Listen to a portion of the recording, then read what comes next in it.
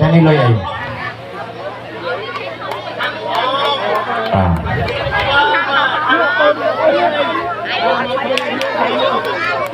Bà triem bà có hôm bà chỉ nghe bàn ở bà thầm pi mơn tiệt bà chẳng triem tu bisa tibai tức tí mùi lên hàng bác sạc chờ